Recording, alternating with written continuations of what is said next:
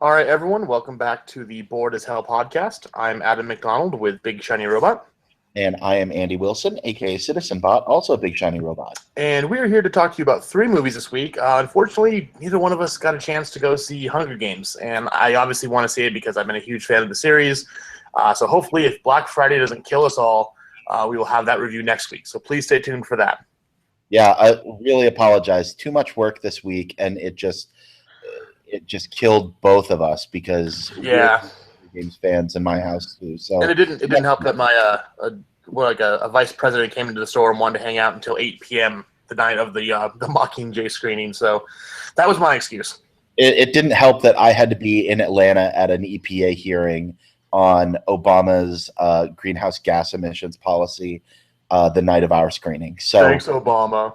yeah, thanks Obama. You made me miss.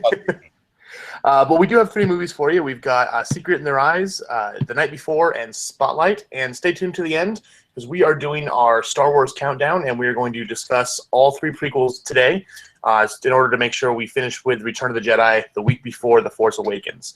But Andy, go ahead and talk to us about Secret in Their Eyes. Yeah, The Secret in Their Eyes. This is a remake of a 2009 Spanish movie, which tells the story of a counterterrorism task force in 2002 in the wake of 9/11, who are set up in Los Angeles, and a major tragedy befalls them. One of their members, Julia Roberts, her only daughter, the love of her life, is raped and murdered, and her body is dumped outside of the mosque that is the focus of their task force's investigations. Turns out that the person that they think most likely did this is a confidential informant who has infiltrated the mosque. And so people from on high are protecting him and not allowing them to go after them. Cut to today, and Chiwetel Ejiofor has gotten out of the FBI and is now running private security. He's the head of the security for the New York Mets, but he has spent the last 13 years chasing down leads on this guy, and he thinks he's finally found him. So this story unfolds on two tracks in both the present day and in the past, as you see exactly what happens in their previous investigation and how they screwed it up, and what prevented him from being arrested, and how he got away, to today and what they're doing to try and hunt this guy down. There is a major twist ending that you probably won't see coming. About 2/3 of the way through the movie, I thought to myself, wouldn't it be interesting if... And then I'm like, nah, that's insane. And I'll throw something out right now. I'm just on Wikipedia. Don't go to Wikipedia because they have the ending. So yeah. So I think that should just be like a blanket thing. Don't read the Wikipedia page of the movie that you're going to go see. Listen to us. Listen to us. Exactly. We keep it pretty spoiler free unless we don't care, like Hate the Coopers. So yeah, well, for a movie like that where it doesn't matter what the ending is, because it's just awful.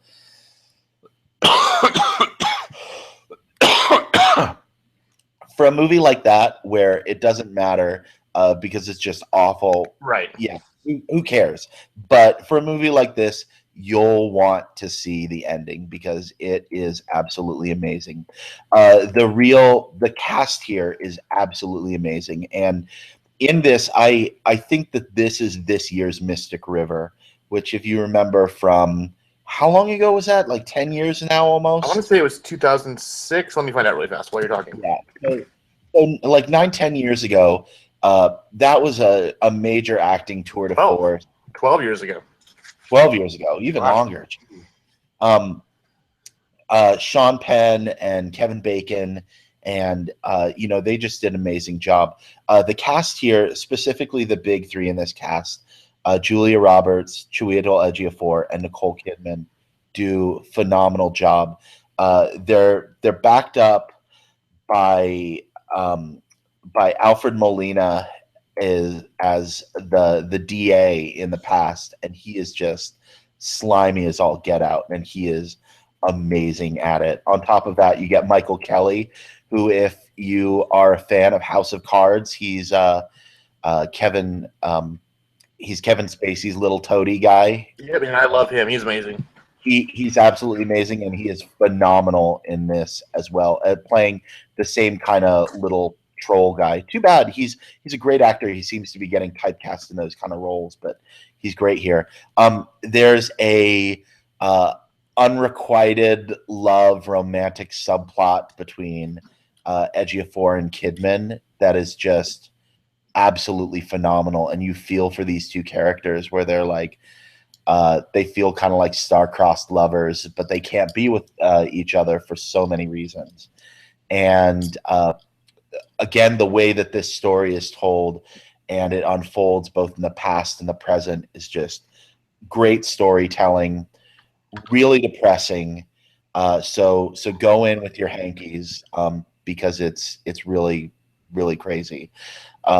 But this is a movie that I think you should go ahead and see if you can get past the fact that this is about the rape and murder of a teenage daughter. That is a very depressing subject and not for everyone. Yeah. But it's only rated PG-13. There's nothing super graphic in here. But I think just for content, you should. It's just like very, very adult subject matter. Exactly. So just be forewarned of that. But I really like this movie, and I think that this might, if the Oscar people are feeling very nostalgic and they want to throw a bone to Julia Roberts and be like, "Hey, we haven't given you an Oscar yet, so or an apple." Yeah, here's something for a Lifetime Achievement Award Oscar for a Best Supporting Actress nomination. I think that could conceivably happen. She does a great job, but Ejiofor and Kidman are really where it's at in this movie. Those two are amazing, and Molina and Kelly. Molina and Kelly maybe even better than those top three. But this is all about the acting. Great story, great storytelling, intense, and it doesn't feel that long. It comes in at 110 minutes, so you're not sitting there in the theater for forever. Right. Just gets in and out and gets the job done. Very good, concise storytelling. So I'm at like a 7.5 out of 10 on this. This isn't like, oh my gosh, you have to see this, but I think it's worth your time. If you're looking for something over Thanksgiving break that is a little more heady than Hunger Games or Victor Frankenstein or The Good Dinosaur, both of which we'll talk about next week, this might be for you. Yeah, so it definitely sounds like we're in Oscar season, pretty heavy right now. So we're probably looking at more, I guess you'd say, like the acting awards for this than maybe anything else. Maybe a screenplay, maybe an adapted screenplay. It's again, the story is told really well, but with these two unfolding timelines, and they do that very well. So, yeah, because I'll be thoroughly. Crap. Hold on. Bridge of Spies, was that adapted or was that original? I forget. I think that was a book, wasn't it? Oh, I don't remember. Good question. Yeah, because thinking of some of the really great scripts we've had this year, I think Bridge of Spies is up there. And yes, that would actually be an adapted screenplay. So it was written by Giles Whishill, I believe is his name. Because that was obviously a very, very fantastic script, with the Coen brothers putting their touch on it. But to me, I think still the best script I've heard all year was Steve Jobs. Yeah, and that'll be, that should just hands down win Best Adapted Screenplay. That's just phenomenal storytelling. It's Shakespeare adapting the life of Steve Jobs. So cool. Well, that sounds like something to definitely go check out if you want, like you said, something a little headier, maybe meatier to take on. Which is the exact opposite of The Night Before, which I got a chance to see this week when I wasn't at work. we mentioned last week with Hate the Coopers, like how much I still enjoy, good holiday movies like, Christmas Vacation, Christmas Story, Home Alone. Those are all great for when the kids are around. But when the kids go to bed, you got to break out like your Bad Santa and some of those a little bit more risque and adult type movies. And The Night Before will definitely fit in with those more adult themed holiday classics. It is R-rated, and for parents who are taking their kids to see movies and think, oh, it's an R-rated movie, my kids can handle it. I would very strongly recommend to make sure they're no younger than 16 because it's very vulgar. There's a lot of who takes their kids to go see a Seth Rogen Christmas movie? I don't know. But it's really dirty. It's raunchy. It wears its R rating on its sleeve. There is so much male genitalia in this movie. I'm surprised it got away with an R rating. I was like, oh well, that's interesting. I've not seen that in an R-rated movie before. So gender equality, it's happening. And it's funny. Anyways, The Night Before tells the story of three friends who are played by Joseph Gordon-Levitt, Seth Rogen, and Anthony Mackie. Joseph Gordon-Levitt plays Ethan, and years ago, I think about 14 years ago, on Christmas Eve, his parents were killed in a car crash. And so his friends, Isaac and Chris Roberts, played by Seth Rogen and Anthony Mackie, take it upon themselves to, hey, let's go out, let's have some drinks, let's do some drugs, let's just have a good, fun night as best friends, just to kind of, get your mind off of what's happened with your family. So they do it every single year. Every single Christmas time, they go out to do this. Well, I think it was the first or the second one, they're at a bar, and these group of, like, really gorgeous people walk in, and they're, like, drunk. It's like, oh, my God, I can't believe we didn't die with all the drugs I did. And like, where did you come from? She's like, it's the Nutcracker Ball. And holds up this little invitation shaped like a nutcracker. And so that kind of becomes like their white whale over the last 14 years of trying to find and get into this mythical, Nutcracker Ball that they've heard all about. Well, everyone's grown up now, except for Joseph Gordon-Levitt. He's still kind of the same. He's can't commit to his girlfriend, so she breaks up with him. Seth Rogen is about to have a kid, so this is the last time he's going to be able to go out and be irresponsible. And Anthony Mackie was drafted and got into playing pro football for, I can't remember what team. And even though he's in his mid-30s, he's starting to get more popular. People recognize him. He's got sponsorship deals. So they just don't get to hang out anymore. So they want one last big hurrah to go out there and do that. And to put it bluntly, wackiness ensues. They eventually find tickets to the Nutcracker Ball. They get in, have a good time. It's really funny. I haven't laughed this hard at a movie in a long time. Like I said, very, very, very adult. So please keep that in mind. You got some really fun little cameos. Miley Cyrus is in it for all of 3-4 minutes, and she's actually funny. I won't give one away. And again, stay away from Wikipedia because there is kind of a surprise guest that's alluded to throughout the movie, and it's really funny when they show up.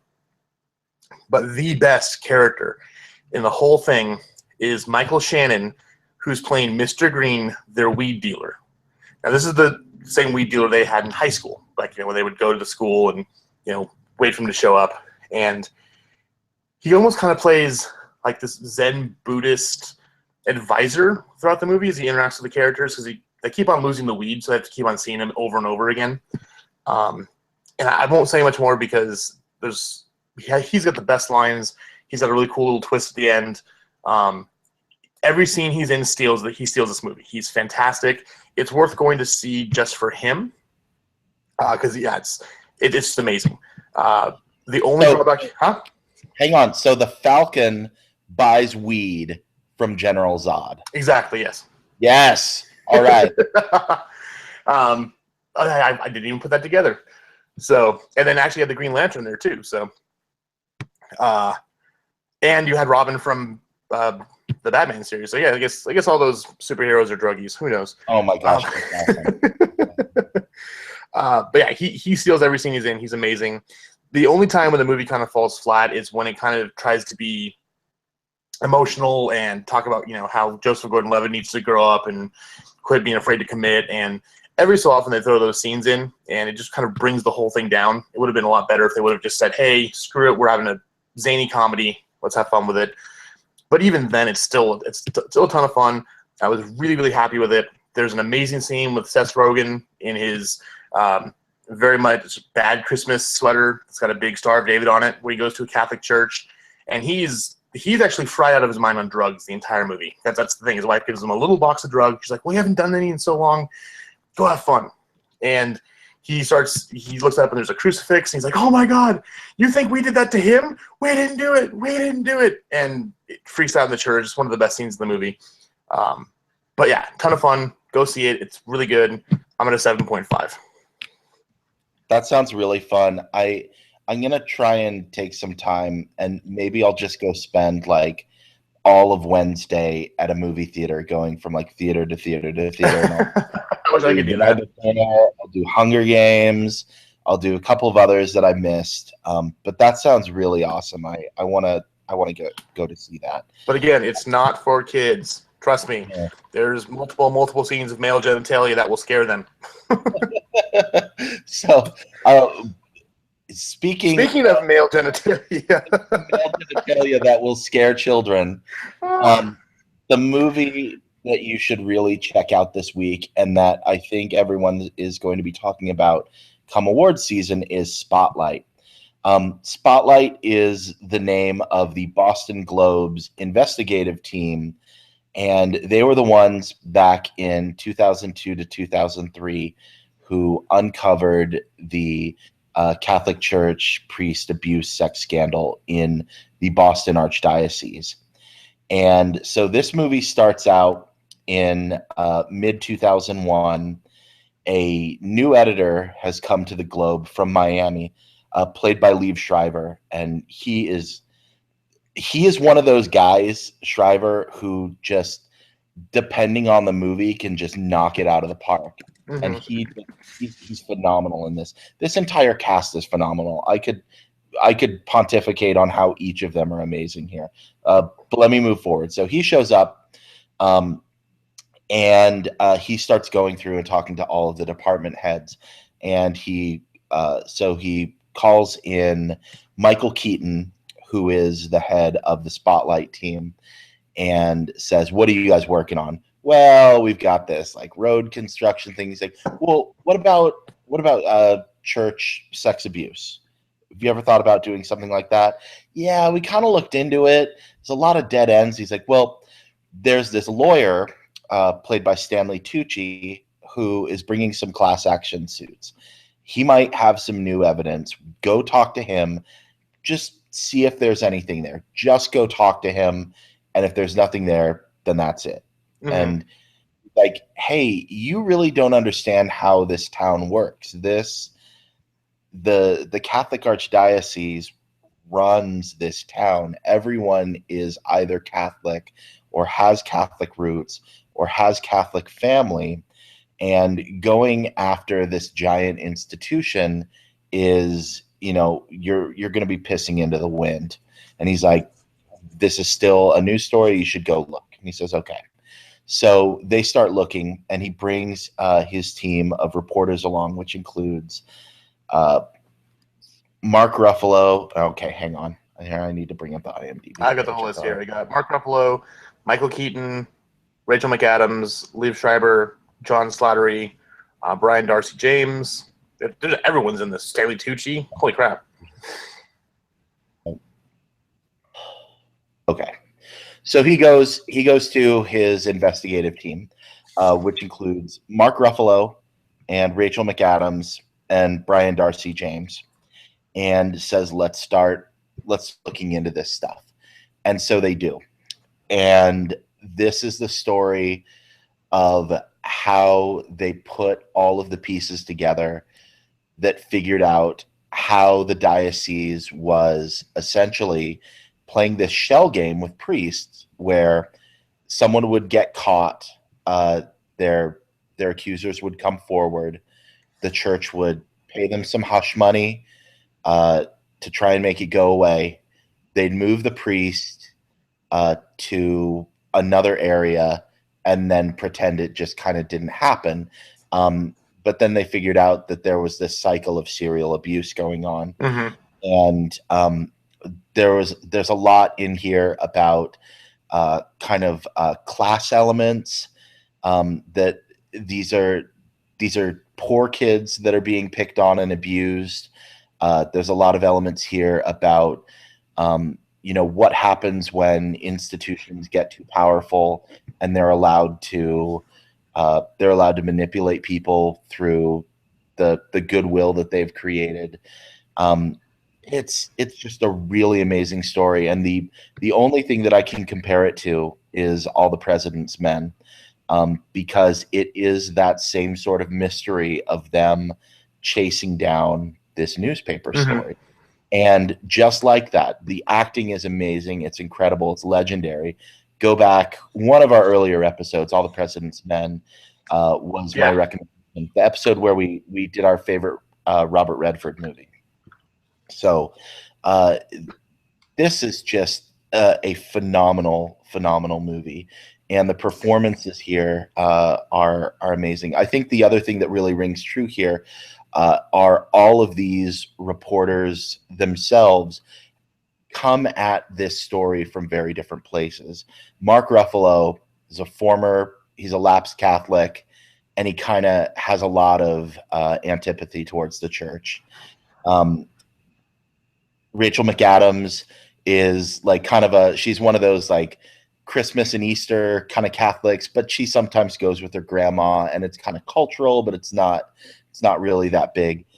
Brian Darcy James is like, well, I'm not really Catholic, but there's a very terrifying scene where he figures out that they have these kind of safe houses where they put priests who are who have just been caught, and he finds out one in his neighborhood, and he's got little kids at home, and so he like freaks out and he's like, do not go anywhere near this house. Right.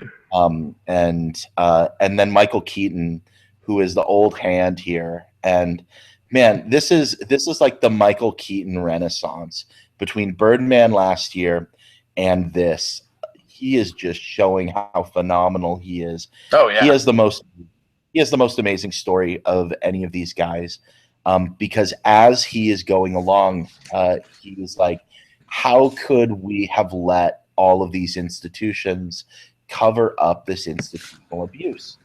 That it's cyclical and it is institutional, and he kind of pulls a like whoa, I was involved in the cover up too. As back in the early 90s, when some of these allegations started coming forward, he was running the Metro desk and didn't chase down the leads as as vociferously as he might have, and as he is now as the head of Spotlight. There's a lot to say in here about the need for a good fourth estate, which is how the print media especially, is often referred to. And it's a kind of strange time capsule, because this is happening at the same time that newsrooms are being slashed across the entire country as the rise of the internet. And so now a place like the Boston Globe, or any of our local papers, do not have the resources and people power to put into researching a story like this. Well, that's also like a lot of papers are doing, like what the Deseret News does up here in Salt Lake is, I guess they call them citizen journalists, like where I can go and just like, oh, I'm going to write an A&E story and put it up there, and then, people are basically freelancing for the paper. So you don't have, like you said, the resources aren't there to pay these investigative journalists, and it feels like that they're focusing more on being a talking head or shooting out sound bites than they are on actually telling the news. Yeah, and this is amazing. I mean, they're given like a year and a half to put this story together, from when they first start chasing down leads to when they start publishing articles. And then when they start publishing them, they publish over 200 articles in a row detailing all of these things that they found out. And it's, this is the power of the media, and it feels like we lost something. So it's very subtle, and that isn't brought up a whole lot, and unless you think about it, you're not going to come away with that message. But that's what I came away from this with, and a profound respect for every single actor in this film, who is just amazing. Oh, and I forgot to mention John Slattery, who plays one of the senior editors, who is actually Ben Bradley Jr., who Jason Robards plays Ben Bradley, who was the editor, the legendary editor of the Washington Post. Ben Bradley Jr. was the assistant editor of the Boston Globe at this time, and is played by John Slattery. It's just, a fun little detail, since I was making comparisons to all the. Yeah. Cool. So what are we at? Oh, 9 out of 10. This is just an absolutely amazing film. Depressing, and again, like the biggest of trigger warnings, content warnings, they're very graphic in here about what they ask former abuse victims, like what they were forced to do, and they tell you, and it makes you think, because I had this idea in my mind of like, oh, pre-sex abuse is like, oh, they like touch their junk or whatever. It's like, no, there is really, really, really bad stuff going on. Yeah. Well, and from what I've read too, it's their, the movie itself is being presented as almost like an investigative report as well, because it's not out there to, slight or slam the Catholic Church. In fact, a lot of the Archdiocese of, I think it is Boston, has come out and said, like, no, this is a good movie. This is a true story. And it's important that the facts are out there, that people aren't, jumping to the wrong conclusion or thinking things that are incorrect. And even the Vatican has said, no, we support this movie. So yeah, I think it's kind of an final act of cleansing from them as well. Yeah, well, and that's why I mentioned that, like, each of the members of the Spotlight team were coming at this from a different lens on Catholicism. And Mark Ruffalo's lens was not Rachel McAdams' lens, and you really saw that clash in how they were approaching the story and what they wanted to do. Ruffalo was out for blood. He really wanted to go after these guys, and but I did not come away feeling in any way like anti-Catholic or anti-Archdiocese of Boston. I felt, this is a movie about large institutions. It's about the institution of the Boston Globe and that institutional media and its power versus other large institutions, whether they be churches or corporations or governments. That's why they're there, to provide that check. And so this isn't, this isn't an anti-Catholic movie any more than All the President's Men is a libertarian diatribe on the evils of, right. This was about specific people and their specific policy problems and the cover-up. And more than that, about the cleverness of and ingenuity of these reporters and their tenacity in uncovering it. Cool. Well, it's one that's been on my list, one that I really wanted to see. So hopefully I will get some time, probably not this week, but the week after, or maybe someone who listens, who gets screeners, will let me come over and watch it with them. Hanky. Yeah, we won't name names, but so to move on to a much lighter topic, because I think we've had two pretty heavy movies we've discussed. So Star Wars comes out, The Force Awakens comes out in less than a month now. So what we wanted to do is we kind of wanted to take a chance to kind of have a brief retrospective of all 6 movies leading up, because I know I'm going to watch all of them again, even the ones I don't like as much. So and we're going to do one a week starting next week, so that way we can finish the week before Force Awakens come out. But in order to do that, we have to tackle the prequels all at once. So the point of this, and we were actually going to try to invite Brian Young on here, but he's busy doing stuff with real life. Our purpose is not to bash and not to be an apologist, but just kind of being as objective as possible about the good and the bad things about not only the prequels but just Star Wars in general. because a lot of people out there do hate the prequels. Some people hate the Ewoks. Some people love the prequels. I think it really depends on your age and kind of what mindset you kind of took going in. But Andy, so I know you enjoy the prequels more than I do. Yeah, I have a very complicated relationship with the prequels. I like them overall as movies. I think that they're good movies, not bad movies. But I will say that they do not meet my highest expectations of Star Wars the same way that the originals that I grew up with do, and that might just be an effect of nostalgia. We talked about that ago with the Peanuts movie. Nostalgia is really effective, but even, I mean, here we are 15 years after The Phantom Menace came out. I still feel pretty much exactly the same way I do about it now as I did then, which I like that movie. I pop it in every once in a while and I'll watch it. And same with all of the other prequels. But they're not as much my favorite ones, in the same way that Magical Mystery Tour is not my favorite Beatles album. That's fine. I still enjoy I Am the Walrus, and I can say Magical Mystery Tour is not my favorite Beatles album. And I still love the Beatles. That doesn't mean I don't love Abbey Road less or Sgt. Pepper's less. Yeah, I think going into Phantom Menace, because I was a huge Star Wars nerd as a kid. I mean, we recorded off TV the first Star Wars when I was, I don't know, 3 or 4, and we watched that thing religiously. Every single day we at least watched it once, I would say for a year straight. And then, of course, Empire and Return of the Jedi. So it was such a huge part of my childhood. I think going into Phantom Menace, which I actually camped out for, we were the first in line for tickets and one of the first to even get in the theater. Now, kids, back in the day, you couldn't go online and order tickets. You had to go wait in line. So, not nearly as long as Brian was in line, but we were there for a good couple days.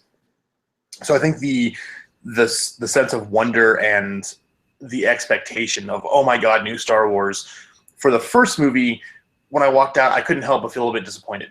Because I think, again, I'd set that level of expectation so high, which I'm trying really hard not to do with Force Awakens, because, again, it's been that amount of time between Return of the Jedi and Phantom Menace, as almost as we've had between then and now. So as much as I'm really excited for it, I'm just trying to damper that hope. So the first movie, I kind of walked out more maybe let down.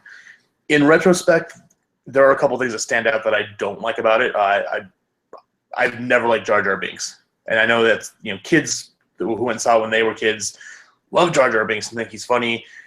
Never did it for me. And Jake Lloyd, aside from being a horrible person, is also a horrible actor. And that just, his role as Anakin just tore me out of the experience. Other things. You mean the kid from Jingle All the Way isn't Sir Lawrence Olivier? Come on, Adam. Come on. Right, but this is also the same amount of time that we found our Haley Joel Osment, who from Sixth Sense. Thank you. I brain fart. So. And also the kid from The Room, who is, might even become one of the youngest actors ever to get nominated for Best Supporting Actor. So there are tremendously talented children out there who would have made that role more, would have fleshed out the role better and just wouldn't have been quite so grating and annoying. That said, some of the things I didn't mind too much, like the whole midi-chlorians or what determine if you're a Jedi or not, that actually was kind of cool for me because I was a biochemist in college, so having an organic explanation for why some people are Jedi and some people aren't, I thought was kind of fun. That didn't bug me at all. The best part about the prequels in the whole is Ewan McGregor as Obi-Wan. I mean, he is just absolutely fantastic.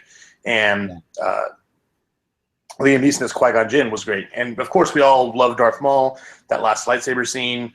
It was cool seeing the Emperor as a senator and kind of getting a feel where he came from.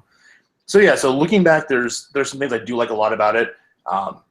It just, unfortunately, there's a couple of things that's so great. So I'll probably watch it again, when I'm doing my run up to Force Awakens, but it's not one I pop in more than once every couple of years. My run up to Episode 1, The Phantom Menace, was one of the weirdest of anyone I know. I was on a, shall we say, religiously affiliated vacation in southern Russia at the time. Like you do. And yeah, like you do when you're 19 through 21 and Mormon. And so, all around me, I was seeing posters for Episode Pierwszy. And like, oh, cool, there's new Star Wars coming out. I'm so excited to see this. And so I came home in September of 1999. And so the film was almost all the way out of theaters. Oh, I yeah. found one theater in all of Utah County, Utah, that was still playing it in Pleasant Grove, the Water Gardens 8, and that's where I saw The Phantom Menace for the first time, like 4 or 5 months after everyone else had. I was really blown away by some of the visuals.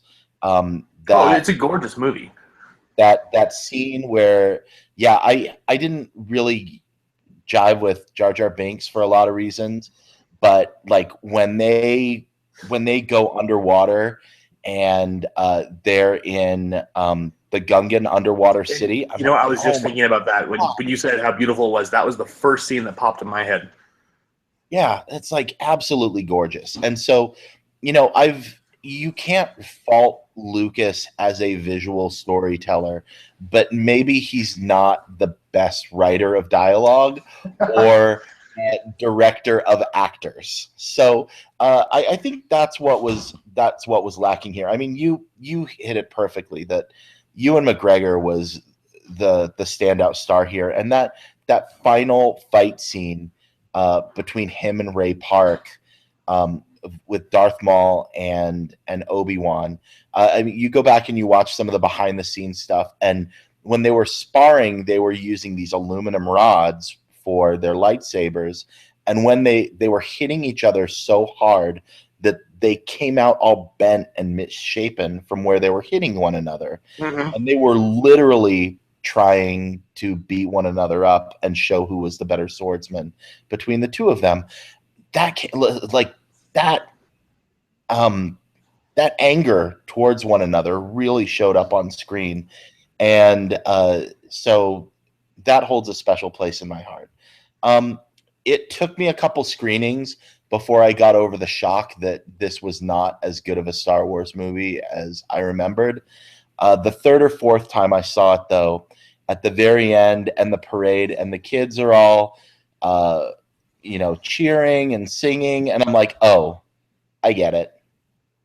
This is an effing kids movie. This is a movie for little children.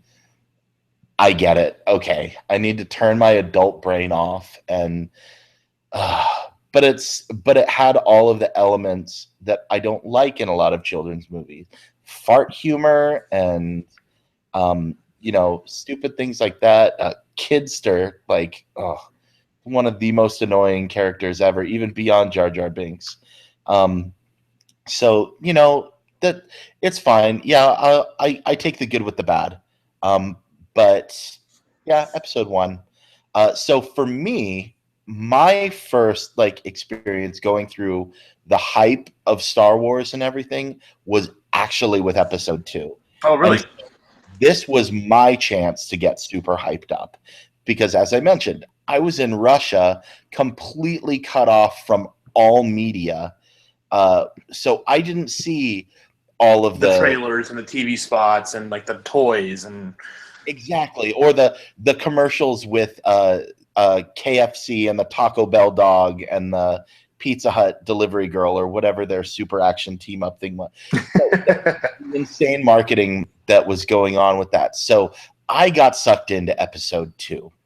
And that for me was awesome. And I went around and collected all the little things, and everyone was just like, oh, Star Wars is lame now. And I'm like, no, it's still so cool. I love it. Awesome. You guys were wrong.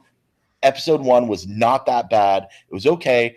This one's going to be better. Now he's not a whiny little kid. He's going to be now he's an angsty teen. Yeah, he's going to be an angry teenager. I saw this movie, Life is a House, with the kid in it. He's a decent actor. I think we're going to be okay. This is going to be a good Star Wars movie. I'm super excited. And I went in and again was totally blown away by all of the amazing visuals, and kind of walked out of it going, huh, did I miss something? Yeah. What happened? What just happened? And luckily I'd bought, because again, this was the beginning of the internet age of being able to order tickets online. So I bought one ticket for like 10 in the morning and then another one for like 3 in the afternoon. So I walked out of one theater and walked into the other one like immediately after. And I was still kind of about it even after that. I was like, well, this was kind of cool. I liked seeing all the Jedi get to fight.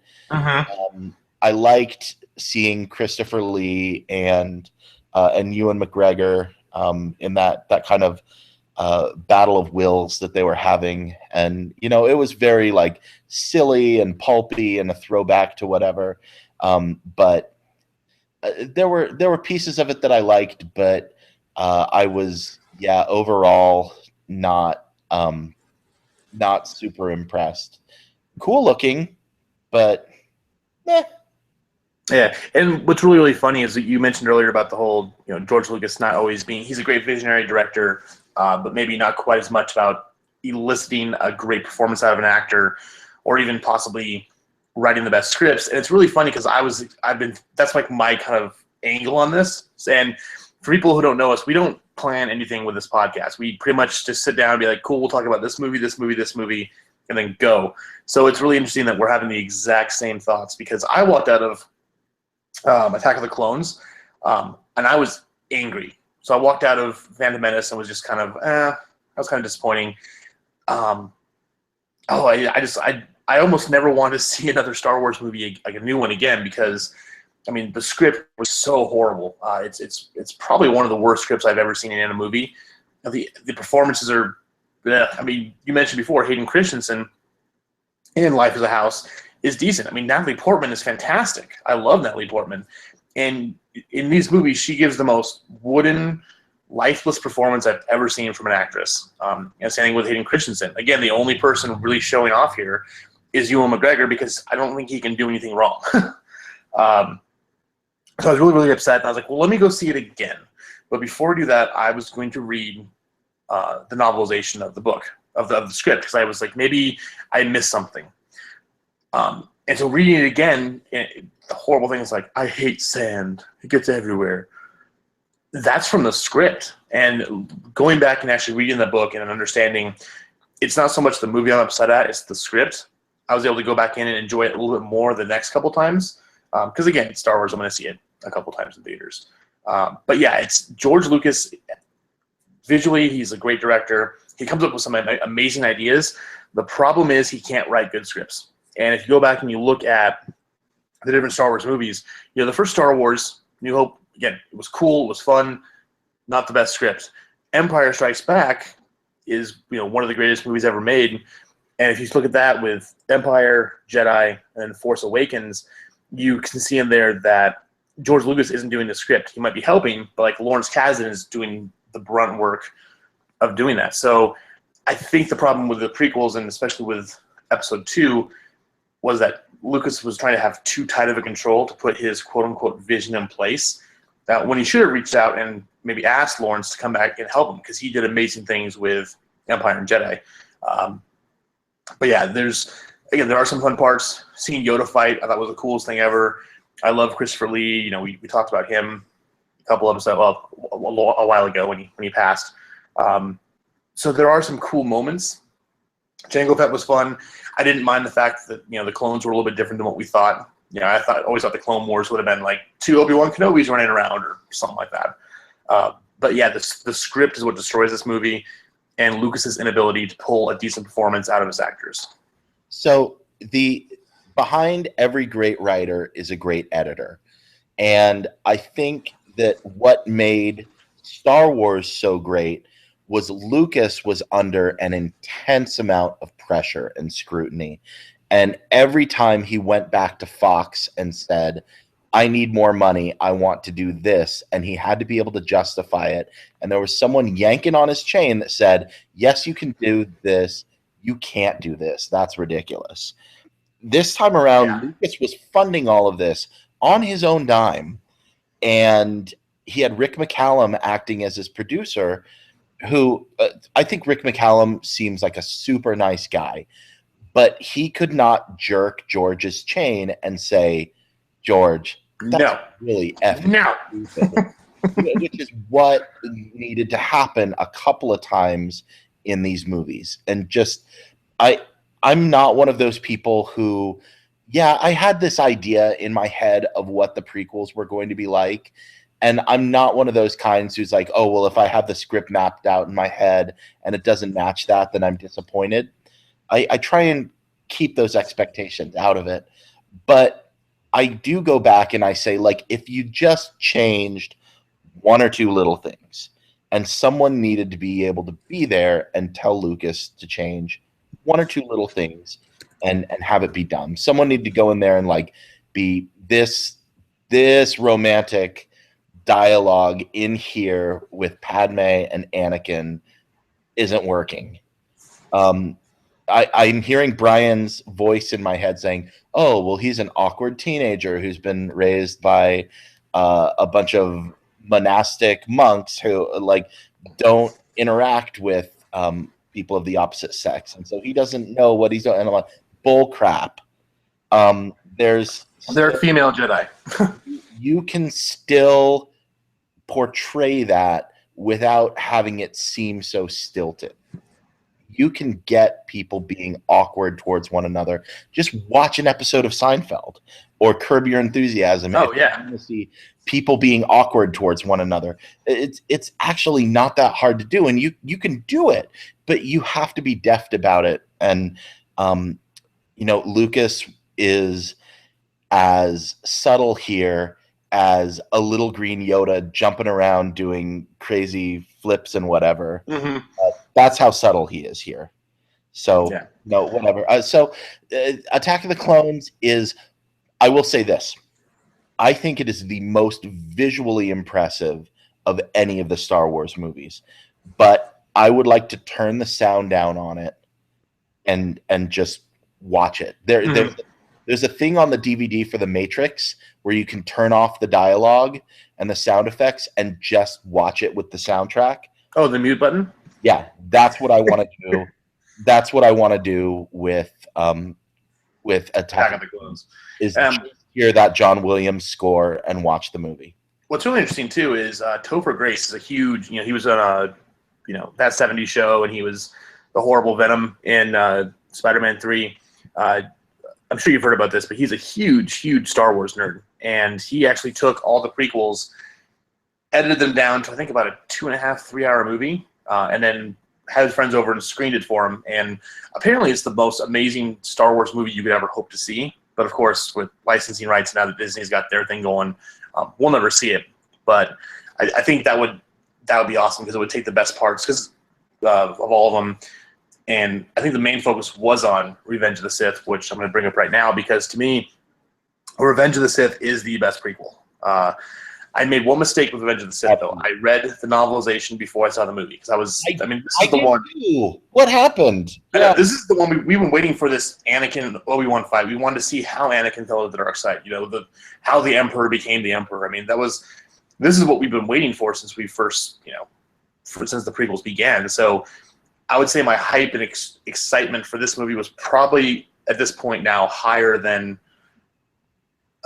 Phantom Menace, but tempered a little bit, of course, by Attack of the Clones. But they can't screw this up, can they?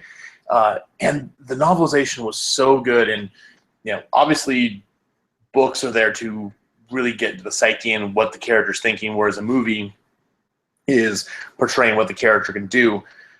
So, as Anakin turns and becomes Darth Vader, in the book at school, it talks about how in his mind, the spirit of fear that leads to the dark side is like a dragon, and the dragon's like eating away at him. So the moment when he finally kneels down and becomes Darth Vader, to this day is one of the favorite things I've ever read. I went back and read that page like 20 times. So in the movie, when he just kind of is like, turn to the dark side, he's like, okay. It's like, really? That's all you're going to do it? And again, it goes back to, we talked about Lucas being unable to get that kind of performance out of his actors.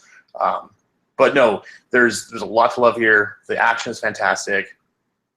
It's heartbreaking. I mean, when he goes in and kills the younglings, even though you don't even see it, I didn't even think about that. I just kind of like, well, yeah, of course he's gonna have to do that. You know, Order 66 and the final battle between Obi-Wan and Anakin. Fantastic moments. The moments I can go back and watch again and again. In fact, Episode 3 is the prequel I go back and watch probably every couple months because it's so much fun. Again, there's performance issues, dialogue issues. Oh, I hate you, rawr, at the end. Again, like you said, Lucas needed someone to come in and slap him on the nose with a rolled up newspaper and say, no, do this instead. And the movie would probably become a classic. What he needs to say to him is, no! Stop that. No. But no, Episode 3 is my favorite prequel. There's a lot of good here that completely overwhelms any of the bad stuff. Yeah, it's crazy how we're so on the same page here because that's exactly how I feel too. Yeah, I got really wrapped up in the hype on this. In fact, I have a very interesting story. In the run up to this, they didn't release the whole soundtrack yet, but they'd released that one clip, Battle of the Heroes, from the finale, and I was like, oh my gosh, I have to see this movie. This is an amazing piece of music, and it makes me feel all of that tension, all of that rage, and I have to see this. So I was up all night working, editing a technical manual of all things. I was helping a friend out on a project, and I made an iTunes playlist that only had 4 songs in it, and Battle of the Heroes was one of them. And I worked from 8 o'clock at night until 6 o'clock in the morning. Oh God! I only listened to those 4 songs, including Battle of the Heroes, and that was it's forever like ingrained in my soul. I love that piece of music more than probably 70-80% of the other Star Wars music, which is a lot. There's so much in this movie to absolutely love. The only thing that didn't happen in this movie that I really wanted to see happen, I always thought that what would please everyone is if Anakin, rather than killing younglings to show just how far he'd gone to the dark side, kill Jar Jar Binks. Jar Jar is an innocent. No. Jar Jar is the whole reason we have the Empire, so let's not go there. I hate Jar Jar Binks. No. But okay, but he got manipulated. It's because he's an idiot. But that would be so perfect if Palpatine made Anakin kill Jar Jar, because everyone wanted to see Jar Jar die. Everyone would have been like, man, that was badass.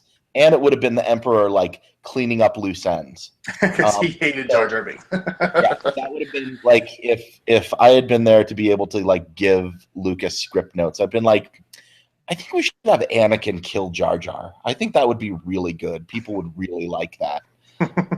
Why do you want him? Why do you want him to kill my favorite Gungan? I really love that movie. With the exception of a couple little things. I will admit though, I have a soft spot for any movie where a character raises his fist to the sky and there's a tower tracking shot upwards as he goes, no! I kind of love that, but I also realize how stupid and hackneyed it is, but I love it like in Jay and Silent Bob Strike Back when they do it, because they know it's a cliche and it's funny, and I feel like Lucas did it not being aware that it was hackneyed and a cliche, but being like, I think this is something that people would like to see in my film. No, again, rolled up newspaper. No. So there you have it. The prequels, I don't believe, deserve all the hate they get. As we discussed, there are, even in the ones we didn't like very much or have the most problems with, there are some nuggets of good stuff. And I know we're all going to go back there and watch them all again. So maybe this time, kind of going with that mindset of finding the good stuff and then kind of forgetting the bad stuff. And let's keep our fingers crossed and pray that one day maybe we will get to take a look at Topher Grace's Supercut, which gives us the perfect Star Wars prequel movie. Now, here's a question. If you had to rate them on our normal scale of 0 to 10, where would you put them? I would go Phantom Menace 7, Attack of the Clones 6, and Revenge of the Sith 8. I would do 6.5 for Phantom Menace. I would do a 4 for Attack of the Clones, and I would do an 8 for Revenge. Yeah. I absolutely, there's Attack of the Clones is, even though like I said there is some good stuff in there, it's the one I've literally watched the least. It's on TV, because TNT or whoever always does Star Wars marathons. I will sit and watch any Star Wars movie except for that one, unless it's like at the very end when they do all the cool lightsaber stuff. That's just the one that will be the hardest for me to get through, going back and watch them all over again. I think about stuff like Caravan of Courage or the Christmas special, though, and I'm like, compared to that, this is still a pretty good movie. And compared to like actual really bad movies, like things that we've had to sit through this year, Attack of the Clones, I still maintain is not a bad movie. It's not even a below average movie. It's just sort of meh, and it's like that underachieving student that is capable of so much because he's freaking Star Wars. Star Wars. He should be giving you a 9 out of 10 or 10 out of 10 movie every time, and if you don't, then you are slumming it and you are slacking. Well, hopefully, again, trying to keep the hype down as much as I can, but I am very excited for, as we all are, for Force Awakens. I think it's got a good pedigree, and I'm sure we'll kind of go into more. Obviously, when the movie comes out, we'll be talking about it, but everyone don't get, just it's a new movie. It's going to be Star Wars. It looks really cool, but don't go in with the same level of hype that you did with Episode 1. Because no matter what, someone's going to get pissed, someone's going to get upset because it didn't show them the way they wanted to see things, or it didn't live up to their expectations, and then they're just going to go online and become that geek who we all just want to punch and throw down a well. So I think everyone should just breathe, and like the week between when Force Awakens comes out and the day after Christmas, we can talk about Star Wars like in person with one another or on the phone, but I think especially on social media, everyone just take a break. Just be like, especially all you evil people who live in Britain who will see it 3 days before us. Lucky bastards. Yeah, but it's just, I think things have a tendency to get blown out of proportion, even when they're not that big of a deal.